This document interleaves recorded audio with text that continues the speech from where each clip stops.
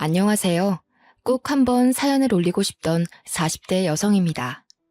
바쁘게 살면서도 늘 이 채널을 켜두고 있답니다.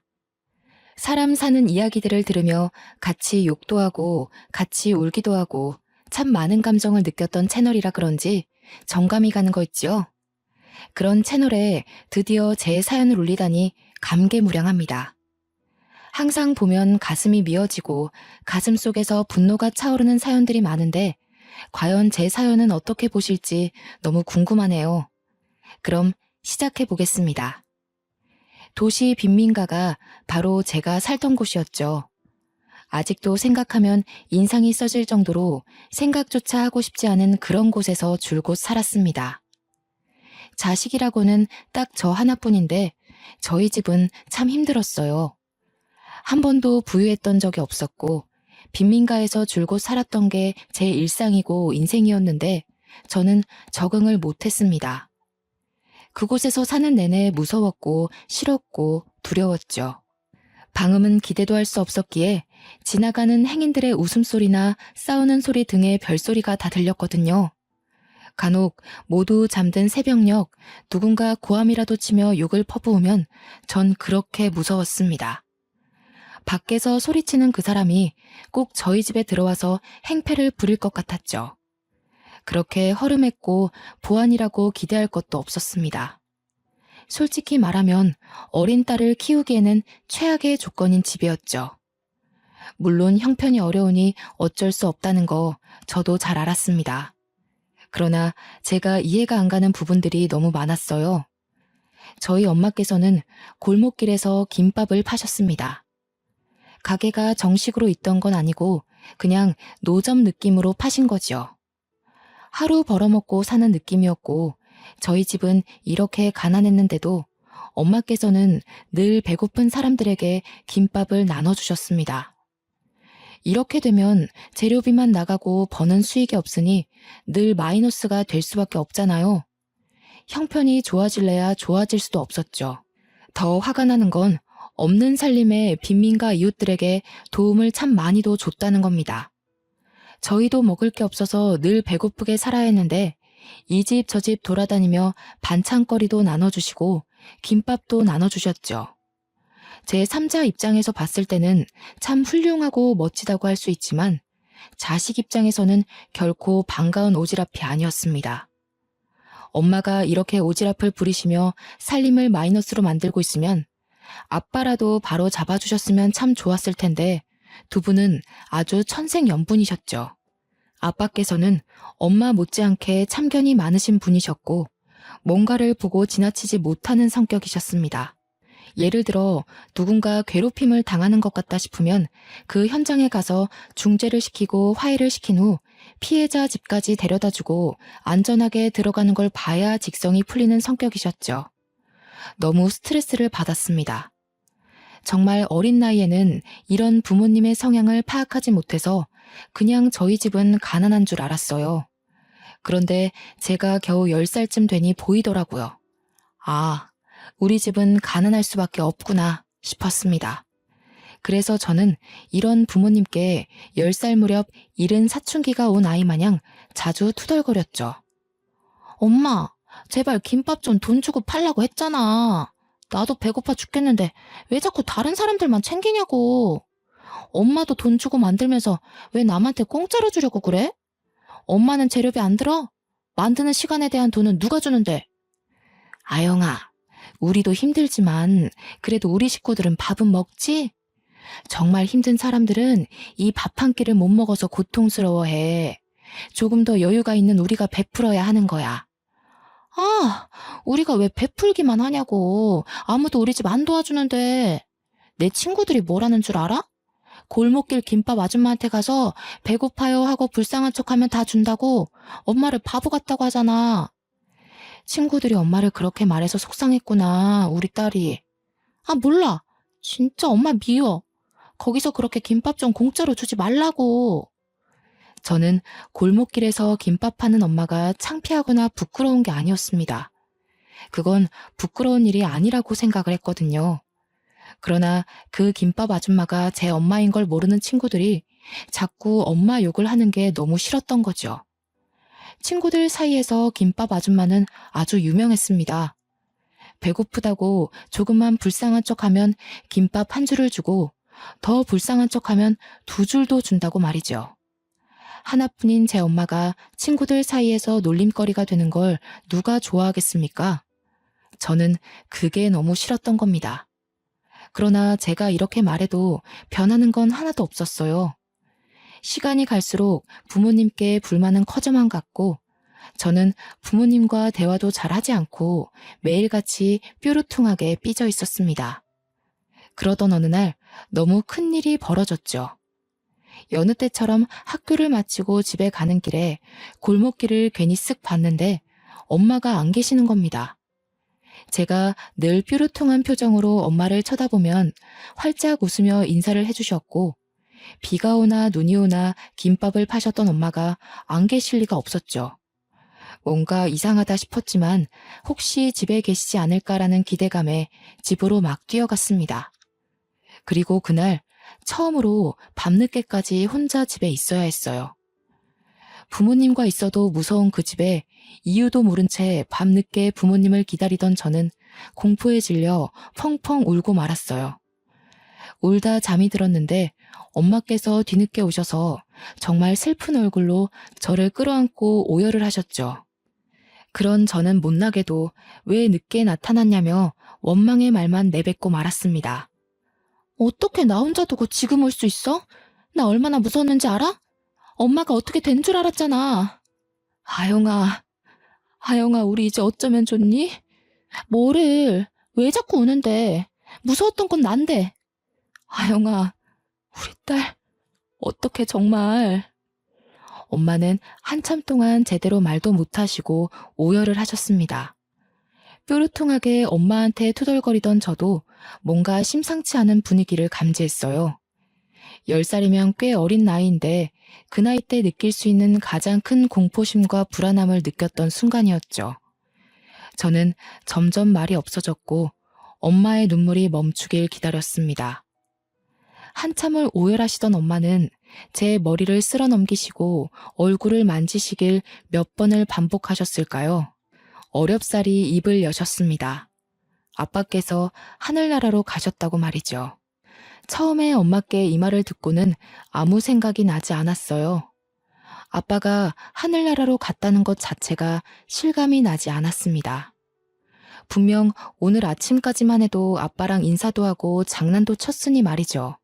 거기다 고개를 돌려 집을 봤는데 여전히 아빠의 흔적이 다 그대로인데 어떻게 아빠가 하늘나라로 갔다는 건지 모르겠더라고요. 저는 울지도 않았고 그냥 가만히 멍하게 있었습니다. 한참을 엄마와 시간을 보내고 대화를 한 후 장례식장으로 갔는데 아빠 영정사진을 보고 조금씩 감정이 이상했어요. 너무 어려서 저게 영정사진인지도 몰랐고 그냥 아빠 사진이 큼직하게 있다는 정도로 인식했는데 아빠 지인들과 가족들이 너무나도 슬프게 우는 겁니다. 그리고 모두 저를 발견하자마자 이제 어떡하냐며 통곡을 하시는데 그때서야 아빠 없는 현실이 조금씩 실감났어요. 아빠가 정말 세상을 떠나셨더라고요. 제가 고작 10살이었고 아직 하고 싶은 것도 많았고 못 해본 게 너무 많았는데 그냥 그렇게 하루아침에 가셨습니다. 솔직히 이별이란 게 뭔지 제대로 느끼지도 못할 나이에 아빠를 보내야 해서 마음껏 아파하지도 못했습니다. 그런데 더 아픈 건 아빠가 하늘나라로 가신 이유였죠. 불의를 보면 못 참는 우리 아빠가 길을 걷다가 동네 양아치들에게 맞고 있는 남학생을 발견했다고 합니다. 그런데 학생들끼리 치고받고 싸우는 수준이 아니라 정말 심각하게 구타를 당하고 있었고 이건 아빠가 나선다고 중재될 게 아니었죠. 당연히 경찰을 불러서 해결을 했어야 했는데 아빠는 다급한 마음에 스스로 나섰고 학생을 지키기 위해 대신 심한 폭행을 당하셨습니다. 폭행의 정도가 너무 심했고 아빠는 어떻게 해보지도 못하시고 현장에서 심장마비로 가셨다고 하셨죠. 너무 억울하고 분하지만 안타까운 건 제가 너무 어렸고 엄마께서는 그 당시에 아빠를 잃고 경황이 없으셔서 그 양아치들에 대한 법적 조치를 제대로 하지도 못하셨습니다. 한 가정의 가장을 하루아침에 떠나보내게 만든 그 양아치 학생들은 고작 강제 전학 조치만 내려졌죠. 지금 생각해도 너무 분하고 열받는 처분이지만 이미 시간이 너무 흘러 어쩔 수도 없었습니다. 명백하게 사람을 죽였는데 어떻게 강제 전학 가는 걸로 끝이 났을까요? 그들에게 강제 전학은 벌도 아니었을 겁니다. 그저 다른 학교로 가서도 똑같은 짓을 하고 있을 아주 쓰레기 같은 놈들이겠죠. 사람을 죽인 그 양아치들은 아주 잘 먹고 잘 살고 있을 텐데 왜 그들에게 아무런 법적 조치가 일어나지 않는지 너무 원망스러웠습니다. 아빠께서 하루아침에 허망하게 떠나신 후 저희 집은 말할 것도 없이 힘들었어요. 안 그래도 경제적으로 힘들었던 집이었지만 더 심각했죠. 아빠께서는 원래 동네 이발소를 운영하셨습니다. 그런데 문제는 엄마처럼 남을 돕기 위해 운영한 것이지 돈을 벌 목적이 아니셨습니다. 워낙 빈곤한 동네이니 돈 없는 어르신들에게는 늘 무료로 이발을 해주셔서 솔직히 수입은 거의 없는 편이었죠. 사실 엄마보다 아빠가 더 심하셨어요. 이발소에 손님이 없으면 아예 이발소 문을 닫아버리고 미용 장비들을 챙겨서 이리저리 돌아다니거나 거동이 어려우신 어르신을 집으로 직접 가서 무료로 이발을 해주셨어요. 저희 부모님 참 선하고 좋으신 분들이지요. 그러나 어린 저는 무턱대고 남을 돕는 부모님을 이해할 수 없겠더라고요. 어린 딸 자식이 있는 가장이 어떻게 목숨까지 걸고 남을 돕습니까? 그 당시에 저는 아빠에 대한 원망이 너무 컸습니다. 생판 모르는 남을 목숨까지 도와줄 때 집에 있을 가족들 생각은 한 번도 하지 않았을 겁니다. 엄마도 아빠도 한평생을 이렇게 사셨던 분들이니 재산이랄 것도 없었고 엄마와 저는 생계 유지가 곤란했습니다. 그럼에도 불구하고 여전히 엄마는 김밥을 무료로 나눠줬고 저는 미칠 것 같았죠.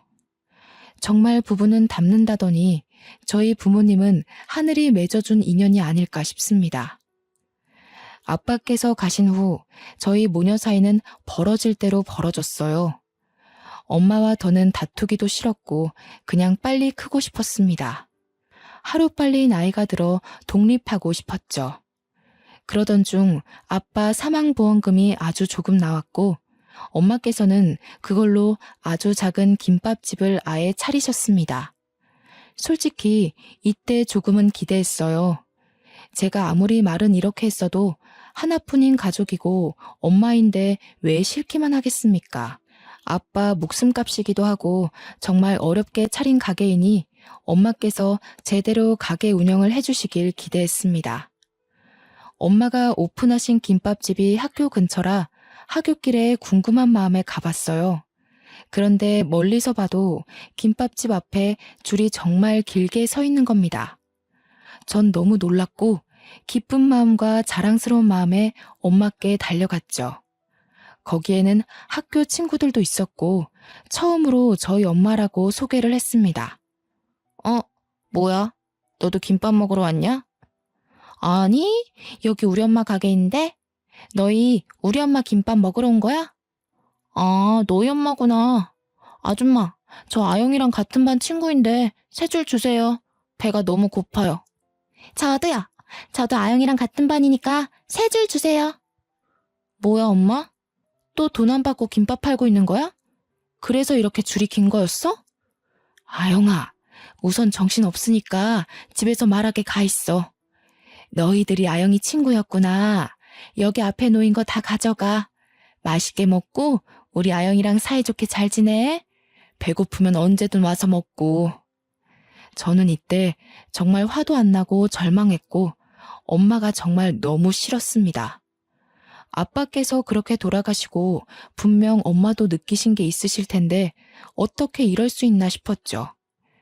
지금 당장 우리가 돈이 없어서 먹고 사는 게 힘든데 우리보다 더 못 먹고 사는 이웃들뿐 아니라 더 잘 사는 이웃들까지 그냥 별의별 사람들을 다 챙기는 엄마를 이해할 수 없었습니다.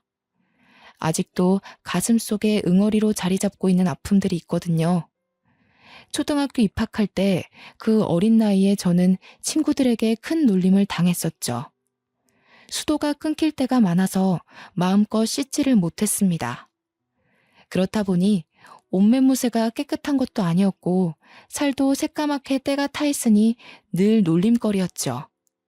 심지어 옷은 늘 같은 것을 입다 보니 해져 있어서 친구들은 저를 보고 냄새나는 거지라고 놀렸어요. 제가 이렇게 놀림 당하는 걸 엄마께서는 알고 계셨는데 우는 제게 이런 말씀을 하셨습니다. 우리보다 더 못 사는 사람들이나 도움을 필요로 하는 사람은 늘 도와줘야 한다고 말이죠. 안 그래도 엄마에게 감정이 좋지 않았는데 그 순간 모든 기대가 무너졌고 그 이후 저는 엄마는 어떤 소통도 하지 않았습니다. 그렇게 사춘기가 되었고 저는 꽤 엇나가는 삶을 살았어요. 지금 생각해보면 후회스럽고 창피하지만 중학교를 다니며 나쁜 건 다 했습니다. 우연히 어울리게 된 친구들이 길거리에서 담배 피고 나쁜 짓 하는 양아치들과 친했는데 저도 자연스럽게 그 무리에 섞여 놀았죠. 그 무리에 섞이면서 들어가기 싫던 집도 잘 안 들어가거나 아주 늦은 시간에 들어갔고 또 담배까지 배워버리고 말았습니다. 이렇게 망가지고 있는 제 모습을 굳이 엄마께 숨기지도 않았어요. 중학생이 저런 행동을 하고 다니면 너무 큰 잘못이기에 최소한 숨기고 조심하는 모습이라도 보이는 게 정상인데 저는 담배를 피우고 냄새가 나던 말던 신경도 쓰지 않고 집에 들어갔습니다. 정말 미련하고 멍청한 행동을 엄마에게 반항을 한 거죠. 이렇게 망가지고 엇나가는 저를 보며 엄마께서는 반응하셨고 많이 우셨습니다. 하나영, 너 정말 이럴 거야?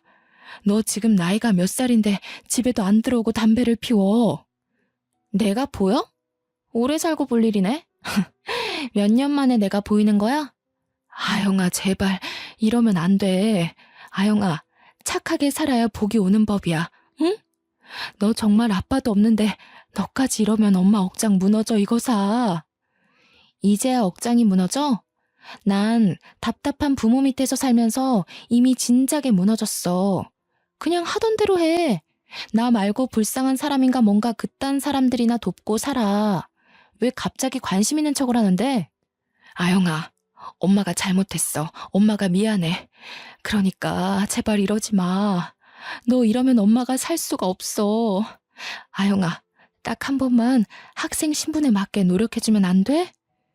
이날 소리도 못 내고 숨죽여 많이 울었습니다. 많은 감정이 들었거든요. 진작에 좀 내 마음을 알아주지 싶은 마음도 있었고 한편으로는 엄마에게 너무 큰 충격과 상처를 준 것 같아서 죄송스러웠죠. 저는 중학교를 다니는 내내 엄마에게 큰 상처를 줬지만 엄마의 말대로 딱 한 번이라도 학생답게 노력을 해보고 싶었습니다. 그래서 고등학교 입학과 동시에 담배도 끊었고 중학교 때 만나던 친구들도 싹 다 연락을 끊었어요. 그리고 이악 물고 공부만 했습니다. 사실 어려서부터 제대로 공부를 한 적이 없어서 너무 힘들었죠. 하얀 건 종이요, 검은 건 글자요. 이게 딱 제 마음이었지만 포기하지는 않았습니다. 열심히 노력을 했지만 성적은 좋지 않았어요. 저는 1학년 성적을 망치고 그때부터는 과목별로 공부할 때마다 모르는 게 생기면 꼭 선생님에게 질문을 했어요. 온종일 물어가며 머리를 싸매고 공부를 했더니 선생님들도 귀찮으실 텐데 오히려 저를 예쁘게 봐주셨고 더 자세히 봐주셨죠. 이렇게까지 머리를 싸매고 이악 물고 공부하던 저는 목표가 있었습니다. 중학교 내내 나쁜 짓 하고 1학년 성적도 망쳤지만 변함없이 제 목표는 의대였죠. 이유는 아픈 환자를 치료해주고 싶은 마음보다는 그저 돈을 잘 벌어서였어요. 지긋지긋한 이 가난을 끊을 수 있는 유일한 직업이라 생각을 해서 저는 꼭 의대를 가야 했습니다. 다들 제가 의대를 목표 삼고 있다고 하면 비웃었어요. 중학교 때 어떻게 지냈는지도 알았고 1학년 성적을 알았으니 말이죠. 그런데 전 아랑곳하지 않았고 1년 365일 내내 흔들림 없이 꿋꿋하게 공부만 했습니다.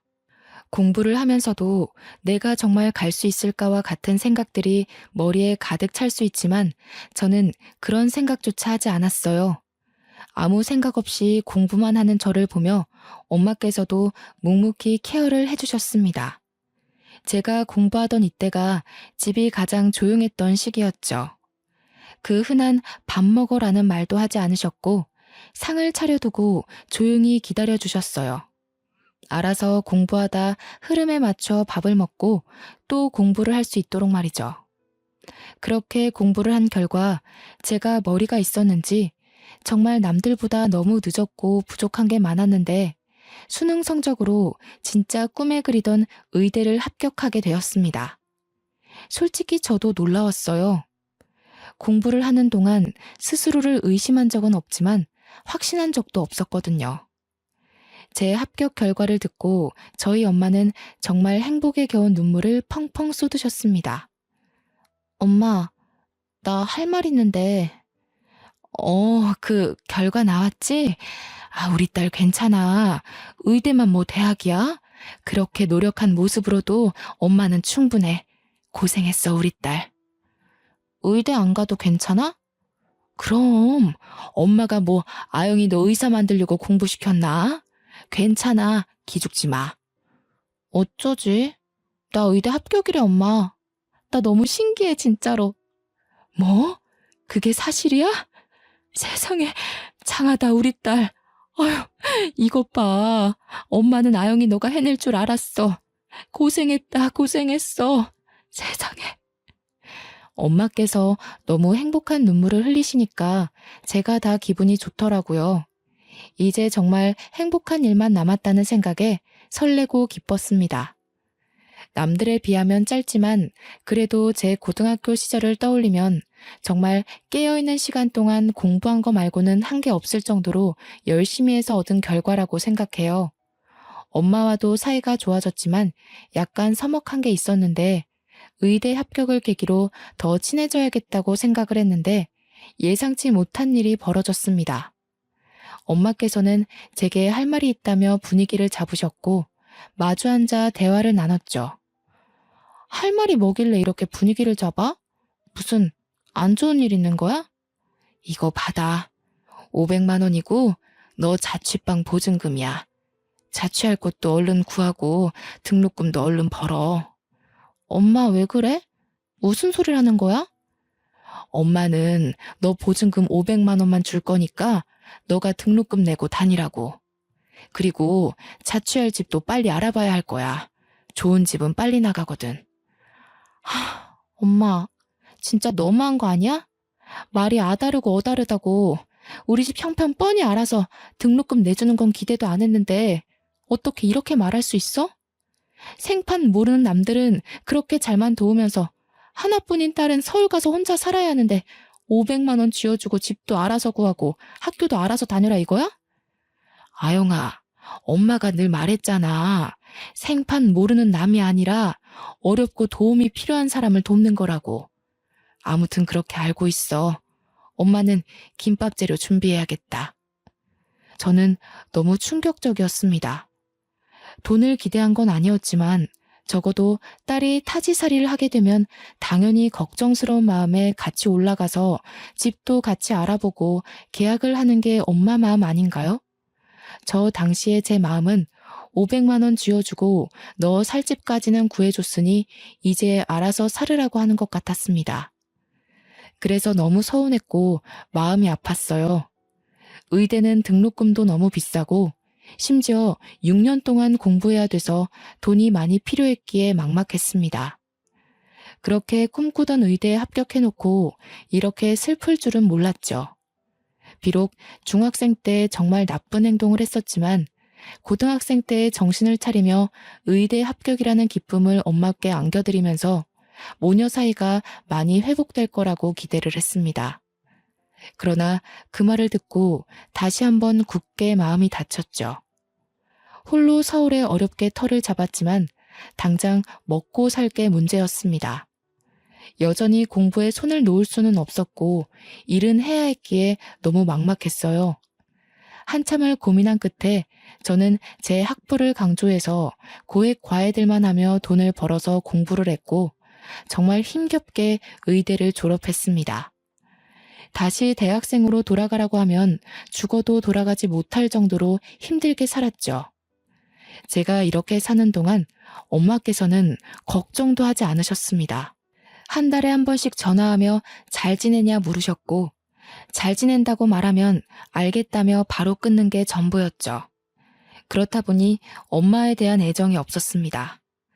가족이래 봤자 겨우 엄마 혼자인데도 저는 가족을 챙기지 않았습니다. 그렇게 살다 제가 대학병원 인턴 1년차 때 엄마가 다른 병원 응급실에 쓰러졌다는 연락을 받았죠. 보호자가 저뿐이라 급하게 연락을 받았습니다. 저는 이때 불효녀인 저를 원망하고 또 원망할 수밖에 없었어요. 급하게 엄마가 계신 응급실로 갔는데 피검사를 했더니 간암이 의심되어 정밀검사가 필요하다는 말을 들었습니다. 전혀 몰랐는데 저를 서울로 보낸 후 엄마께서는 극심한 외로움에 매일 소주 한 병씩 습관처럼 마셨다고 하셨죠. 의식이 없는 엄마의 얼굴을 뚫어져라 보는데 제가 무심했던 사이 엄마가 너무 나이 드신 게 눈에 보여 눈물을 하염없이 흘렀습니다. 한참을 울던 중 엄마가 정신을 차리셨고 힘겹게 제게 보고 싶었다고 너무 보고 싶었다며 눈물을 흘리셨죠. 저희 모녀는 대체 왜 이러는 건지, 왜 이렇게 서로 엇나가고 마음을 모르는 건지 마음이 너무 아팠습니다. 서운한 게 있으면 대화로 풀어라도 볼 것을 자식이라곤 저 하나인 엄마에게 거리를 두고 살았으니 그간 얼마나 외로우셨을까. 제 행동들이 너무 후회되더라고요. 이유를 불문하고 서울로 모시고 올라와서 이제라도 매일을 함께하며 효도를 해야겠다고 다짐했지만 진단 결과는 좋지 않았습니다. 간암 4기에 이미 폐까지 전이가 되었던 상태였죠. 이 정도면 통증이 말도 못할 정도였을 텐데 그간 제게 말도 하지 않고 버텨온 엄마를 떠올리니 울 수도 없었습니다.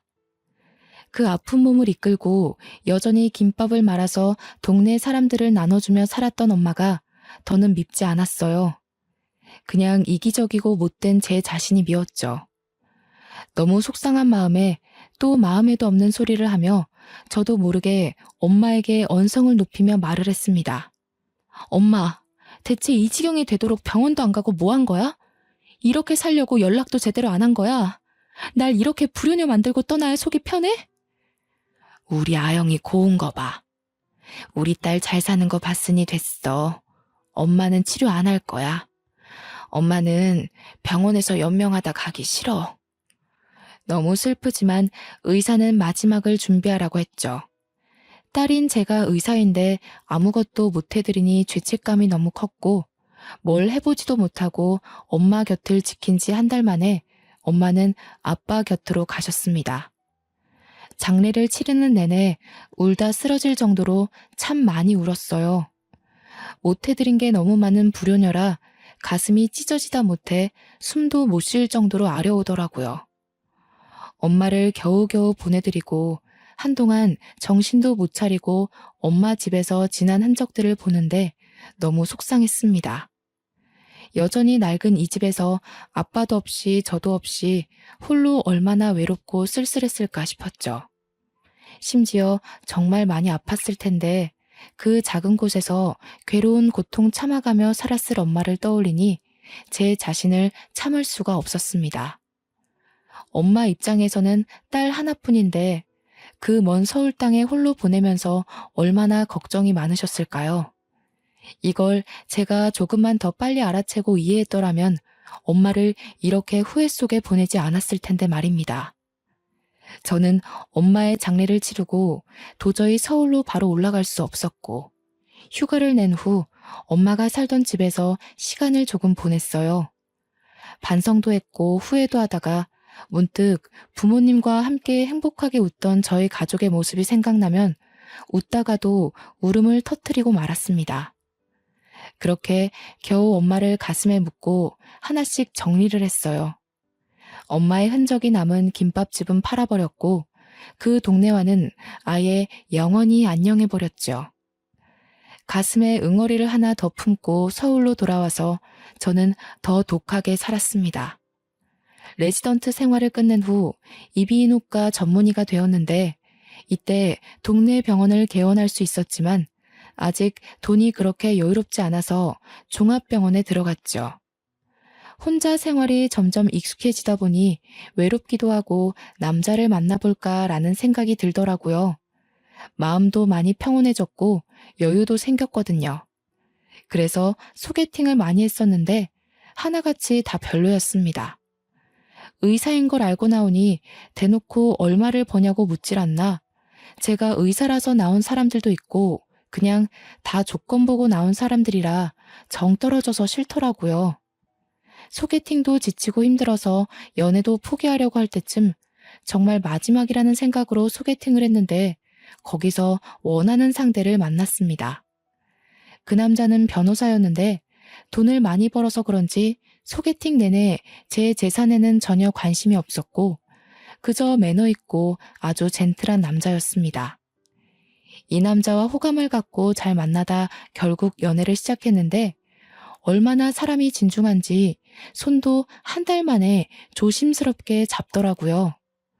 그렇게 1년을 만나고 남자친구와 결혼을 다짐했습니다. 외로운 내게도 드디어 가족이 생긴다는 기쁨에 묘한 감정이 들었는데 변수가 있었어요. 예비 시모가 아주 심상치 않은 사람이었죠. 예비 시모는 제게 대놓고 본인 집안은 남부러울 거 없는 집안이라는 걸 강조했고 개원한 의사도 아닌 고하면 숙이고 들어와라며 눈치를 주셨습니다. 몰랐는데 아주버님이 검사고 예비 남편이 변호사인 법조인 집안이었습니다. 예비 시부는 고위 공직자였다가 퇴직하셨고 시모랑은 이미 이혼하시고 지금 시모는 재혼을 하신 새어머니였죠. 한마디로 제게 눈을 부라리며 뭐라고 하던 예비 시모는 새어머니였습니다. 예비 시모는 솔직히 정말 너무 사치스럽고 싸 보였어요. 명품으로 도배를 하고 향수 냄새가 아주 진동을 하는데 첫인상이 아주 별로였죠. 심지어 예비 시댁 집안에서 아무도 제게 뭐라고 안 하는데 보잘것없어 보이는 예비 시모만 자존심 세워가며 제 길을 누르려 애썼습니다. 그러나 저는 절대 쉽게 지지 않는 성격이라 굳이 남자친구에게 말하지 않고 예비 시모를 상대해주고 있었죠. 이런 제 모습에 열받았는지 하루는 저를 고급 레스토랑으로 부르더라고요. 기꺼이 그 고급 레스토랑으로 가드렸죠. 어머, 눈이 왜 그렇게 동그랗니? 아, 하긴 너 같은 고아 출신이 이런 고급 레스토랑에 발길이나 해봤겠니? 다 내 덕인 줄 알아. 아, 네. 음식은 내가 알아서 시켰어. 어차피 넌 고아 출신이라 메뉴판 봐도 모를 것 같아서. 그나저나 없이 산 사람들이 이런 곳에서 밥 먹으면 체한다던데. 너 뭐 소화제라도 먹어야 하는 거 아니니? 저기 어머님, 저 이미 여기 수차례 와봤고요. 이 코스 얼마나 한다고 그러세요? 저 의사예요, 어머님. 버는 돈이 있는데 고작 이런 걸로 덜덜 떨겠어요? 그리고 말끝마다 고아 출신 하시는데 제가 반대로 어머님한테 새어머니라고 하시면 좋으세요? 뭐야? 너 미쳤어? 새어머니? 너 이거 감당해야 할 거야? 감당이라... 뭐 고자질 하시게요? 하세요. 상관없거든요. 못할 말 뱉으신 건 어머님이니까 전 괜찮아요. 참고로 이 대화는 녹음했으니까 수정하지 마시고 있는 그대로 고자질 하세요, 어머님. 말끝마다 고아라고 말하며 무시하는 예비 시모에게 그대로 대갚아주자 제 얼굴에 와인을 확 뿌리며 소리를 지르더군요. 순식간에 주변 사람들 모두 웅성거리며 시선이 집중되었지만 아랑곳하지 않고 끝까지 까랑까랑하게 말씀하셨죠. 야, 고아 따위가 어디서 감히 자존심을 세우고 있어? 내가 너보다 훨씬 오래 살았는데 감히 너 따위가 누굴 가르치고 있어? 너 의사 배지 달면 뭐 인생이 바뀔 줄 알았어? 착각하지 마. 그래봤자 넌 부모도 없고 쓸모도 없는 고아년이야. 겸상해주니까 이게 기어오르고 있네. 그때 레스토랑 주인이 갑자기 제게 다가와 말을 걸었습니다. 저 말씀 중에 죄송하지만 혹시 한동현 씨 딸 하나영 씨 맞으세요? 어, 네, 맞는데 저희 아빠 이름을 어떻게 아세요? 맞구나. 아영이 정말 반갑다. 아니, 그나저나 어쩌다 이런 수준 떨어지는 여자랑 겸상을 하고 있는 거야?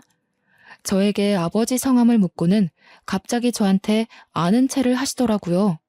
너무 당황스러웠는데 얼굴을 자세히 보니 20여 년 전 저희 아버지가 살려준 학생의 아버지더라고요. 그때 아버지 장례식장에 와서 하염없이 눈물을 쏟으며 너무 감사하다고 이 은혜를 어떻게 갚아야 될지 모르겠다던 아저씨였어요. 저를 어떻게 기억하고 말을 거셨는지 모르겠지만 저는 시어머니 될 사람한테서 와인을 뒤집어 쓴 탓에 제 꼴이 말이 아니었죠. 아저씨는 제게 깨끗한 수건을 가져다 주시고는 예비 시모에게 당장 경찰 부를 테니 영업 방해죄로 신고하겠다고 으름장을 놓으셨어요. 뭐야? 이 레스토랑 주인이랑 네가 어떻게 아는 사이야? 참나, 너 때문에 수준 떨어져서 내가 다시는 이 레스토랑 안 온다. 어쩜 고아년한테 아는 체를 하지? 격식 떨어지게. 이 여자 한동안 조용하더니 어디서 또 영감 하나 잘 물었나 보네. 당신 2번 다시 내 가게에 얼씬도 하지 마. 당신같이 늙은 남자 등쳐먹고 사는 인간들 대접하려고 최고급 재료들로 엄선된 요리 제공하는 거 아니니까. 당신은 저기 밑에 편의점에서 라면이나 먹지 그래? 아참, 그리고 내가 이미 경찰 불러놨으니까 조서 쓰러 갈 준비나 해. 레스토랑 주인 아저씨의 말에 시모는 얼굴이 새하얗게 질려서 계산도 안 하고 황급히 도망쳤습니다. 격식 떨어지는 발걸음으로 말이에요. 그 여자가 레스토랑을 떠나고 저는 직원 휴게실로 들어가서 아저씨가 주신 옷으로 갈아입었습니다. 몇십 년 만에 보는 얼굴이라 저도 너무 반갑더라고요. 뒤늦은 회포를 풀듯 저희는 가게가 마감할 때까지 서로의 안부를 물었습니다. 내가 너를 얼마나 찾고 있었는데 이렇게 만나니? 세상에. 너네 아버지가 우리 수호 살려주고 황망히 떠날 때 억장이 무너지는 줄 알았단다. 왜 신은 착한 사람을 먼저 데려가시는 건지. 너네 부모님이 얼마나 착한 분들이신데 아직도 너네 어머님이 싸주신 김밥이 생각난단다. 그래서 김밥집도 찾아가 봤는데 이미 가게를 정리했더구나. 어머님은 잘 살고 계시니? 아, 저희 어머니 4년 전에 돌아가셨어요. 제가 말을 안 해서 모르셨겠네요. 간암 때문에 그렇게 됐습니다. 아이고, 내가 너네 부모님한테 갚을 은혜를 어떻게 갚으라고 이렇게 급하게 떠나신 거니? 난 아직도 너네 부모님을 뵐 면목이 없구나. 찢어지게 가난했던 우리 가족, 그리고 우리 수호를 살려준 너희 집에 보답하기 위해 돈을 모았단다. 자, 이것 받으렴. 그렇게 건네받은 통장에는 무려 20억이 들어있었습니다. 손사래를 치며 너무 큰 돈이라 받을 수 없다고 했지만 아저씨는 눈물까지 보이시며 제발 받아달라고 죽기 전에 꼭 은혜를 갚아야 한다며 통장을 제 손에 쥐어주셨어요. 아영아, 아저씨가 요식업으로 정말 성공했거든. 고급 레스토랑만 해도 전국에 수십 개 차렸어. 여기가 본점이고. 내가 언젠가 너희 가족 만나면 꼭 주려고 모아둔 돈이야. 드디어 줄 수 있다니 너무 기쁘다, 아영아. 이것밖에 못 줘서 아저씨가 너무 미안해. 그렇게 20년간 쌓인 이야기 보따리를 풀었고 아저씨는 우리 부모님한테 은혜를 갚고 싶은 분들이 정말 많다고 하시며 옛 동네에 사셨던 주민들에게도 소식을 전해주셨습니다. 아저씨의 차를 타고 다 함께 부모님 빈소에 인사를 하러 갔습니다.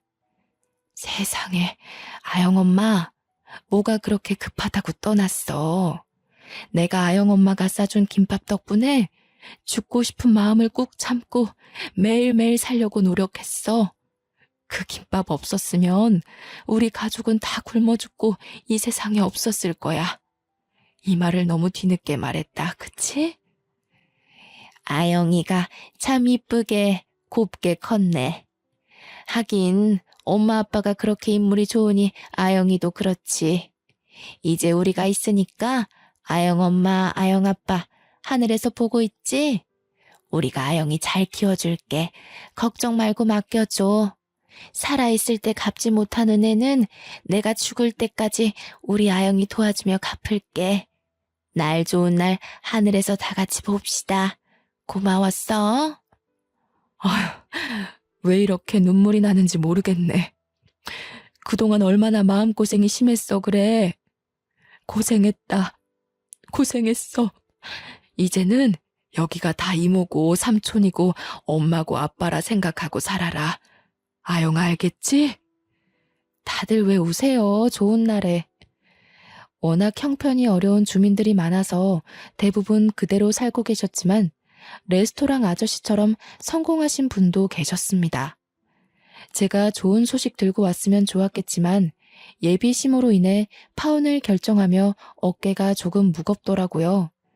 그래도 조금 속 시원했던 건 예비 심호와의 대화 녹취본을 시댁 식구들 카카오톡에 전부 보내버렸습니다. 처음에 남자친구에게 파혼하자고 했더니 너무 당황해하며 우리가 어떻게 헤어지냐고 이유가 뭐냐고 난리가 났었죠. 그래서 전 대답도 하지 않고 그냥 저 녹취본 파일을 보내줬습니다. 예비 시모가 시댁 식구들 앞에서는 현모양처에 아주 교양 있는 척을 다 떨었을 텐데 아마 그 녹취본을 들은 식구들의 충격은 굉장할 거예요. 그렇게 2주가 지날 때쯤 뜬금없이 예비 시부가 연락 와서는 잠시만 자기를 만나줄 수 있냐고 부탁하는 거예요. 약속된 장소로 가서 대면대면 이야기를 시작했더니 글쎄 갑자기 예비 시부가 이혼을 한다는 겁니다. 내가 너무 사람을 잘못 봤더라고. 세아가 덕분에 집사람이 얼마나 삐뚤어진 사람이었는지 잘 알게 되었어. 그 여자가 세아가 너한테도 참 못할 짓을 했더구나. 내가 대신 사과하마.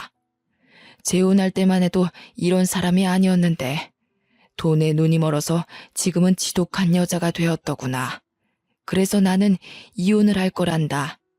세아가 너는 파혼하지 말아다오. 우리 집에 다시는 그 여자가 발붙일 수 없도록 신경 쓸 테니 지난 날은 잊고 우리 아들과 다시 결혼 진행할 수는 없겠니? 진심 어린 예비 시부의 사과에 저는 고민을 했습니다. 나를 고아라며 놀려대던 시모될 사람은 이미 집에서 쫓겨났고 저는 예비 남편과 또 한 번 만나서 이야기를 했답니다. 예비 남편은 저와 절대 헤어질 수 없다며 잡고 또 잡았지만 끝내 거절했습니다. 결혼도 하기 전에 10월들을 경험해버린 탓에 결혼이 하기 싫어지더라고요. 그리고 예비 남편도 전 시모가 제게 막말을 할 때 모른 척 듣고만 있던 적도 있었고요. 그래서 그냥 결혼을 포기했습니다. 또 언젠가 정말 좋은 사람을 만나면 결혼에 대한 생각이 바뀔 수 있겠지만 현재는 결혼에 대한 확신이 들지 않았거든요. 그렇게 파혼을 한 뒤 저는 혼자 조용히 살고 있습니다. 레스토랑 아저씨께 받은 20억과 저를 또 돕고 싶다는 주민의 도움으로 제 개인 병원을 개원했고 이제서야 부모님의 그 선한 마음이 조금은 이해가 가서 휴무에는 시골에서 의료봉사를 다니고 있답니다. 부모님이 남을 돕는 걸 그렇게 싫어했던 제가 결국 부모님이 도운 분들에게 은혜를 대신 받는 게 조금 부끄럽긴 합니다. 그래서 앞으로 부모님의 마음을 더욱 헤아리고 이해하며 남은 여생은 부모님처럼 남에게 베푸는 삶을 살고 싶습니다. 제 사연을 끝까지 봐주셔서 감사합니다.